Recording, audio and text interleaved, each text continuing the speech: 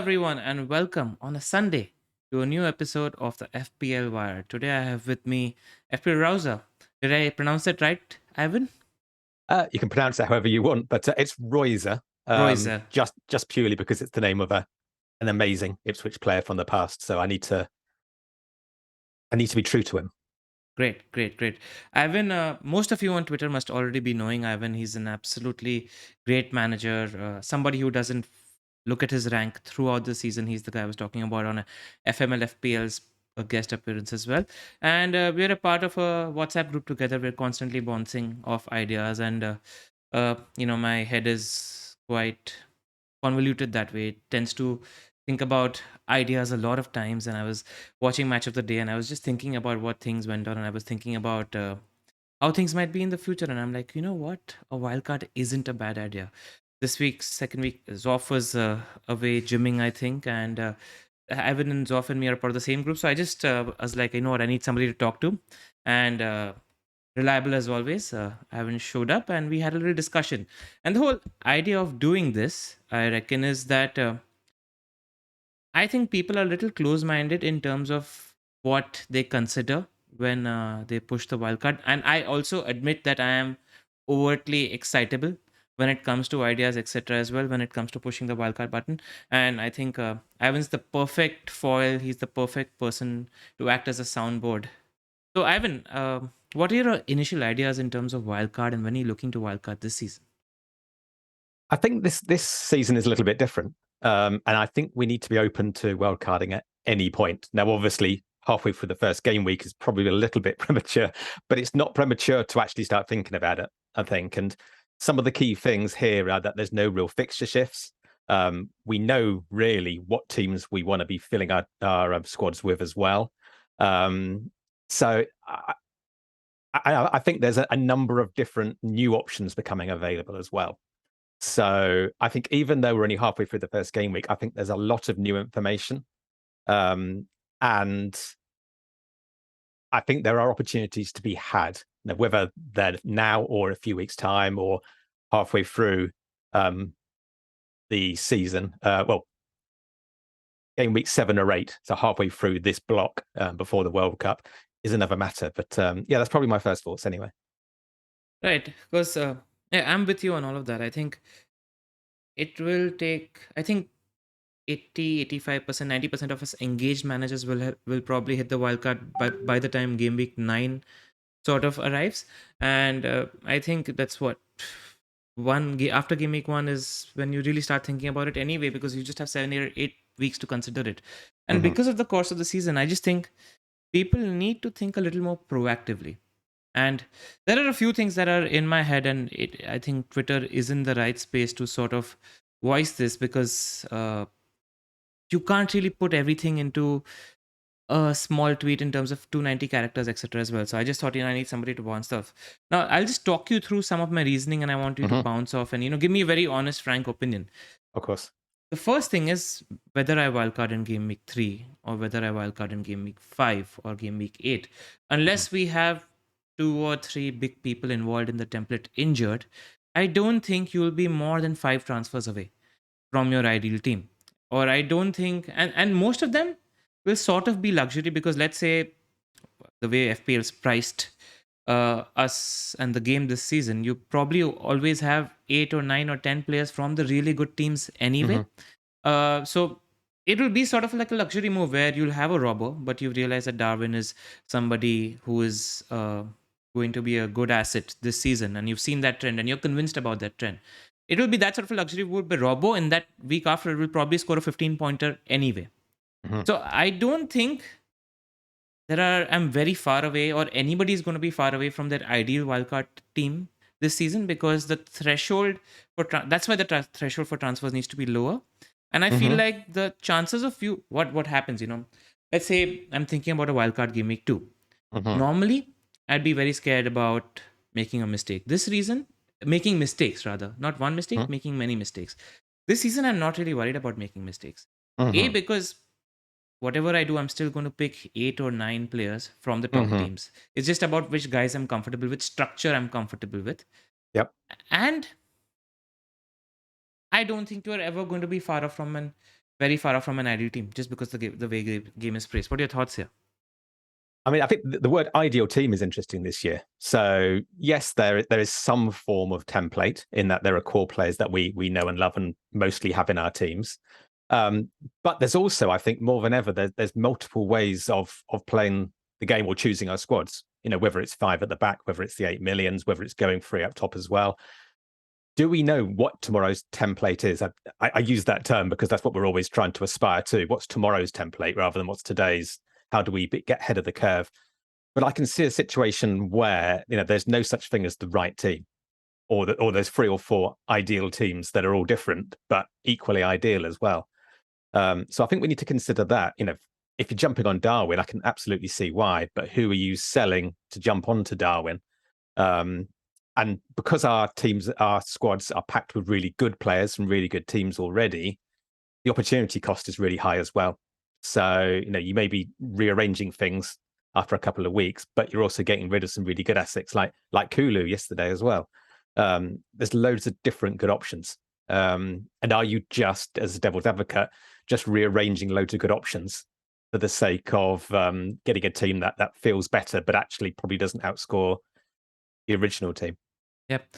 I actually think whether anybody wildcards in game week, I agree. The right term you used are there are 3 to 4 ideal structures or teams which are capable of performing really well. I think if you pick sensibly, whichever route you go through, there is enough opportunity to have a good team and get good points. My question is, and you've seen fixture shifts. I mean, we've been talking all throughout preseason. You've been looking at where the fixture turn is until game week 16, and you mentioned that there isn't. I mean, there are a few times where, game week 5 or 6, you can think about maybe going on off the teams that are in Europe to some extent, because you're not really going to ignore too many picks from the good teams. And then move on to the likes of Vardy, etc., who might have good fixtures at the point, as well as no Europe, the likes of Newcastle, etc. Where are those fixture opportunities in the future, in your opinion? It's a good question. And there are teams like Leicester, although there's a lot of unknowns about Leicester, and Crystal Palace as well, who could provide value a little bit later on. I haven't got the fixture list in front of me, but maybe around game week 7 or 8, something like that. So if we are leaving our wildcards till later, then there are opportunities there. I guess the question is really, is there room for those kind of players in our teams when we're absolutely chock full of Arsenal and Manchester City and Spurs, etc.? So we might be able to bring some of those assets in to compensate for the inevitable rotation when we get to the fixture crunch or Champions League, etc. But really, all our teams have 8, 9, 10 really great players from great teams. And do we really want to be jumping on these assets or spending transfers or a wild card to jump on these assets? Is there really upside there when we've got great players already? Yeah. The thing in my head is, let's say you're somebody who wants to see how the big teams are reacting to UCL and midweek fixtures. I feel like if you want to see that, you almost have to commit to a wildcard game week 8, because the changes that happen in those teams and in how they're reacting to rotation, if there is anything of that sort, when they have Champions League game, you will need to see data in 5, 6, 7, and 8 before acting upon it as something that's substantial, right? So I think then you wait until that 9 period. What are your thoughts there? Yeah, I mean, 5 subs is a game changer, isn't it? Already, you can say. Yeah, exactly. But once we get to Champions League, it could be a whole new level, and there's a whole load of unknown there. So there is a school of thought that says let's wait until the fixtures really crunch and actually see how the managers are reacting, because that's one unknown, and that is one potential game changer. It may be that really doesn't change much at all, and the great people just get subbed on 65 rather than playing 80, and that's the end of that. But we don't know. So you could keep your wildcard up your sleeve if you've got no other opportunities to realize or no other disasters to sort out, and just tweak your team or readjust at that point as well. So yeah, there's a school of thought for that. Yeah. Right. I'll just talk to you about why I'm thinking about wildcarding, and it'd be nice to give your honest thoughts, whether you're agreeing with something or whether you're acting as a devil's advocate. And already, I'm thinking about game week 3 might be a better play if I am looking to wildcard later. And I think as an FPL manager, I think as a practice, what we should be doing every week now until game week 8 or 9 is thinking, do I want to wildcard this Yes, week? I agree. I think you need to ask yourself that question every week because, again, game week 16 clean slate and all. But a few trends that I've already observed that are on my mind is I think 3 strikers will be good this season because we have the likes of Haaland is still to play, but let's assume he is the thing we assume him to be. Mhm. Haaland, Darwin, I'm convinced he's the play. I'm almost one of the stupid reasons to wildcard is to backtrack and go with my conviction that Darwin was the Liverpool asset to have pre-game week 1. I didn't follow up on that in my team one selection, and there's almost a desperation to get him because I saw it and I want to do it, and I think that's going to be the future play anyway. I feel like everybody's going to own him game week 6, 7, 8 onwards, and by that time his points might not really matter because his ownership is skied anyway. Yeah, the devil's advocate thing to this is that Darwin actually turns out to be a dud. Everybody gets him and he doesn't finish those chances. That I'm just putting that thought there as well because I don't think that's the most realistic devil's advocate position. I think the best devil's advocate position is great, but who are you selling to get Darwin? Yeah. It could be a Kulu. I mean, a lot of us have got Diaz, and I can see the temptation to jump from Diaz, etc. But those 8 millions, they could all, any given time, they could all go off, and their fixtures, especially from 3 onwards, yeah, nearly every single one of those 8 millions has amazing fixtures. Yep. And you're cutting yourself out for the sake of getting Darwin, who I think is going to be a great option, absolutely. But you're losing the points because you won't be able to get Darwin and the 8 million and Jesus and Haaland as well. Yeah. So you've got to pick one or the other. And let's not forget the midfielders, the extra points, etc. as well. I mean, Darwin did a great job, and he was barely on the pitch for, was it 20 minutes, half an hour, something like that? Maybe no. How long was it? minutes. Oh, 50, okay. So 40 minutes. He came on in the 50th or 55th minute. Yeah. That's right. And goal and assistant, 8 points. So I guess the argument is he could have been 16 if he played the 90 minutes. But there are less points for strikers as well. And if you do have firing 8 million midfielders, it's the opportunity cost of that as well. Yeah, fair enough. My opinion there is simple. When I saw him in the Community Shield, when I see him in a preseason, when he's on the pitch, you have one of the highest XC generating teams in the country, and most of that falls to Darwin. Absolutely. Really does. And that's a big macro in my head. That's not discounting because Luis Diaz could have easily had 2 goals. Robbo was still very advanced yesterday, and I wouldn't be as desperate to make the shift. I still am not. I'm perfectly okay playing Luis Diaz against Crystal Palace because I'll talk about that on the pod on Tuesday, but I think that Darwin starting, I'm convinced he'll start gaming too, is actually good for Salah and Diaz as well. I think it's good for all attackers because it opens up space. Salah. Yeah. I mean, again, small samples and all of that, but from observation at least, I mean, Salah came alive when Diaz was causing chaos in the box. Diaz less so, I think. He seemed to be a little bit deeper and wider, but still, good option if nothing else. And then come game week 3, of course, Kulu has Wolves and Nottingham Forest. Just to name one. And Mount as Leeds and Leicester. Saka as Bournemouth and Fulham if you don't have the triple. So there's points to be had there as well. Yep. So again, I'll just let you know through what my head was going. I feel like the strikers are good. Gabriel Jesus, as we already seen, is somebody you can put in your team and not shift for 7, 8, 9 weeks. We've already seen that, and we've seen what we're going to get in terms of the big defenders as well. I think there's a little unknown with Spurs at the moment because both the wingbacks got into the points, and given how Sessegnon's performance was, I don't know how soon we might see Ivan Perisic, and he's currently in my team. So that's also a factor. But all of us are assuming at the moment that he could probably start game week 3, and it's good to have him for now. I can easily bench him because Andreas is a playable asset. So that's one thing. In my head, Leon Bailey is somebody I want to shift to Aronson, who looks like the right person to have in that price bracket. That said, from what we've read, Bailey actually was quite lively. Maybe Gerrard makes a couple of adjustments and that team clicks. It's early season. It might take even a week or 2 or 3 for teams to click. And again, that could be a move that sort of backfires immediately. Yeah. Let's face it, even if Bailey does flunk, Andreas looked a perfectly good option. We could play Nico Williams in the good fixtures as well. I don't think there's any concern there. One thing that has struck me actually is that our entire conversation really has been based around our teams, which are quite similar. They're certainly similar in structure, 4-4-2. Yeah. there's a lot of teams that have 5 at the back. Yeah. And actually, what you've got there is 5 at the back. You've got your Haaland, you've got your Jesus up front, you've got Salah. And I think I pointed out during mid-season as well, there's nowhere to go if you want to get an 8 million, if you want to get your Darwin. So Yeah. actually, I think, the people who went with 5 at the back, they did it for a very particular set of reasons. And I'm not disagreeing with that at all. And they're going to be happy to just ride it out and get those points from those sweet defenders. But there is an argument there for more towards them wildcarding if they suddenly realise that there's an opportunity there with some other big hitters who are more costly. Yeah. Yeah, exactly. And it comes down to one thing. I don't think there's ever going to be a very strong reason to wildcard. At any point, if you're especially on 4 or 5 good defender, value defender picks, who I think are going to continue being good picks throughout the season. I don't think the meta is going to change there too much.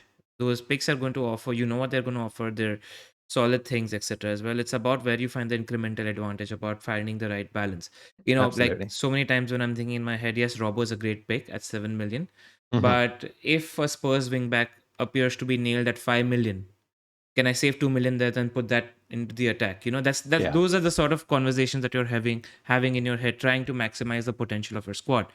Yeah. And while chatting with you, because I'm very excitable, and if an idea comes to me, I'll immediately talk about it, or I am immediately tweeting about it, and everybody's like, "Oh, he's made." But I as a content creator, I like to open up your mind, because if something comes to me, I don't hold back. I Yeah. am brain dumping all the time, and I'm glad if you're thinking about it, fair enough. But just wanted to bring that in. I think it's the right thing to be open-minded. Yeah, And why wouldn't it be? I mean, I'm not going to be wildcarding this week, etc. But I already thought about what if I did? What are the yeah, opportunities? What are the risks, etc. FPL has a number of idioms or truisms that people always quote. Need more info, etc. They're all true to some extent, but also different players, you need different levels of info. So yeah, Darwin, I think you can be relatively confident he is going to be a really good pick at some point in the very near future, etc. So just be open-minded. I think your approach is the right approach. Ask the questions. yeah. I think. Do you think one game week of info is enough? It may be enough for someone like Darwin, but for Aronson, no. Nothing much has changed. Yeah, In terms of what we know. And it's not even 1 week, it's half a week yet. Now, that's not to say Alvarez doesn't score a hat-trick later on today. And all of yeah, a sudden, people are suddenly looking at rescrambling, etc. So things can change very quickly. I don't think it's enough, but I think there is stuff we have learned. And if you have a team that's maybe you've made a few mistakes or you're behind the curve, or you just you think actually 5 at the back wasn't the right thing to do, then I don't think it's the wrong thing to do. I do think, however, it might be worth persisting for another week, A, to get the extra week's information, but also B, you've got Chelsea, Tottenham, and yeah, then lots of good fixtures for lots of good players from game week 3 as well. So even if I was umming and erring, I would wait until 3. yeah. You made that point correctly, because again, the adrenaline levels are high, especially early season. Mhm. And I was thinking about wildcard. And the main thing I was thinking about is that I don't know what to do with the Perisic on my wildcard. I don't know. I don't know how Cucurella is going to impact that Chelsea side. Is Chilwell fit? Is he properly going Mhm. to be fit, etc. as well? And I'll be perfectly honest, if I'm building a wildcard team in Game Week 2, I will Mhm. have unnecessary bias against Chelsea and Spurs, because that's the Mhm. fixture I will see, and I don't want to Absolutely. do that. So, and plus it's 50% more information. So Yeah. yeah, you rightly Yeah. reined me in a little, Mhm. which makes sense also, because at the moment I'm open to thinking that if I was to wildcard, Game Week 3 might make more sense, and I might not Yeah. even wildcard Game Week 3. But I think I we have mean, touched upon the main point, that you need to be open to wildcarding every week. Just ask yourself those questions every week. absolutely. Yeah, Absolutely. And, I mean, we know the risk with Perisic. I bailed out and I kind of regret it to an extent, despite what happened yesterday, etc. yeah, You're going to get to game week 3 and you're not going to have Perisic against Wolves and Nottingham Forest, even if he doesn't play. You've always said, I'll take half an hour of Perisic.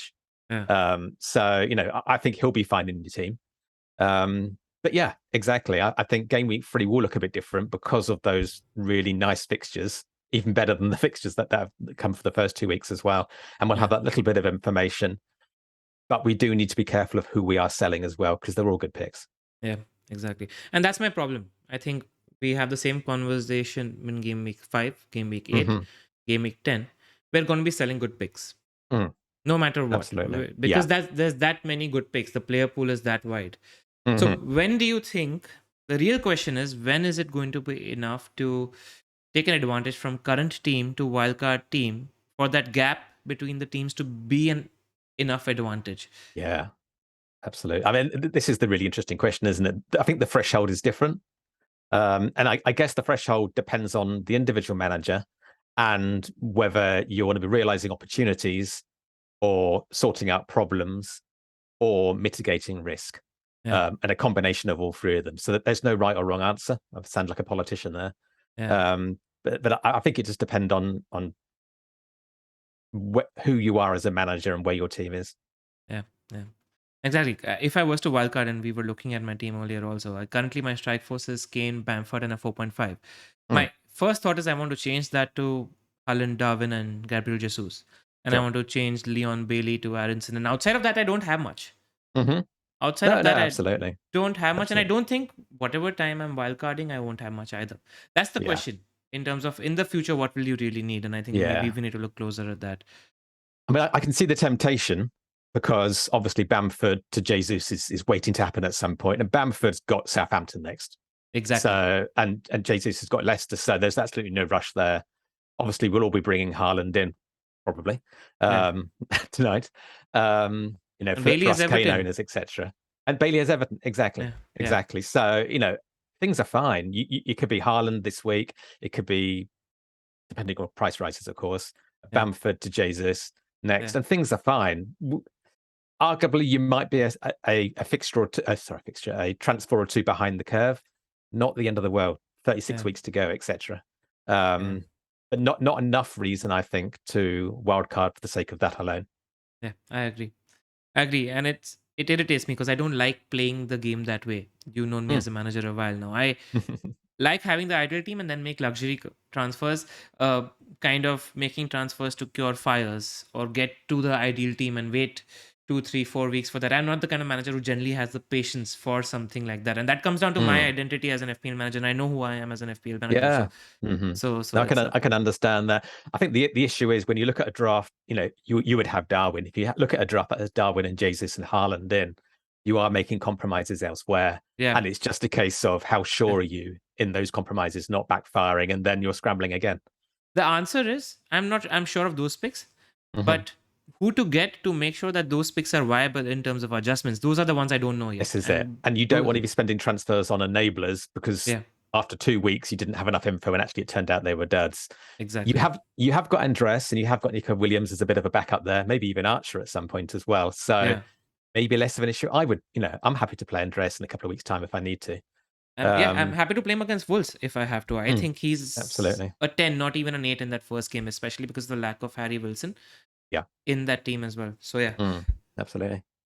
cool. In terms of any other macro talking points, because I want to make sure we're going less on time on this one as well. Anything else you want to touch upon? No, I think we've covered it well. Actually, I think at the end of the day, this is a season like no other because of the wild card, because of the way the fixtures lie as well. I always target the big fixture swings. It was Chelsea last year, etc., where they had just like this row of good fixtures. Everyone's got fixtures, and it's quite easy to have good captaincy rotation as well. So really, I think this wild card is about the mid price. And when I say mid price, up to say 9 million, etc. Your Jesus's, your 8 million mids, your Darwins, and whether which ones you have or whether you have any at all. And I think Yeah. that's going to be the key decision that drives maybe some success and drives the wild card decision at some point. I'm very happy the strikers have put their hand up because they were ignored last season. We have three big ones, and I think everybody in the supporting cast did well as well. Metro put his hand up, Hmm. Bamford put his hand up, so I was happy to. Wilson put his hand up, and he's going to be an good asset from an FPL point of view whenever fit. So I'm quite happy that that section of Mm. FPL players at least put their hand up. Good to see But that. at the same time, Foden could put his hand up today or next week. Yeah, Kulu's obviously shown his value. yeah, Madison's probably going to do well. yeah, Mount not so much, but Saka as well. So yeah. I we're get it. working That's with why I very got little you on. data. You're the Yeah, perfect devil's absolutely. advocate. So, yeah, cool. But I completely get where you're coming from, and I can see the temptation, and things can change very quickly. Yep. Right. I think we'll end it here. Ivan, thank you again for Stuff. agreeing to do this off the cuff. And I'll obviously be in your ear soon, and we'll chat soon. Great, thanks for Probably having me. later today. Take care. Pleasure as always. Take care.